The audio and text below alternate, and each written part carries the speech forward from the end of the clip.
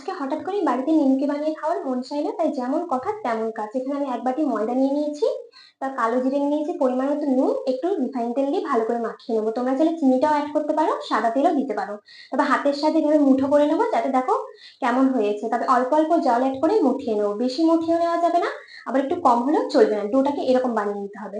তো আমি হাতের সাহায্যে গোল গোল করে এভাবে করে নিয়েছি। তবে এবার বেলুন দিয়ে এভাবে বেল করে গোল গোল করে বেলে নেবো। দেখো বেলা হয়ে গেছে, এবার ছুরির সাহায্যে এভাবে একটা কেটে শেপ করে নেবো।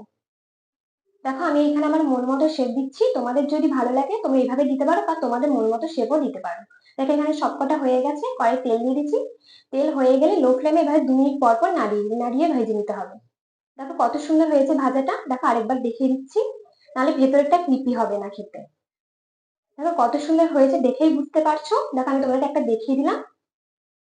তোমাদের যদি ভিডিওটা ভালো লাগে চ্যানেলটাকে লাইক সাবস্ক্রাইব করে দিও।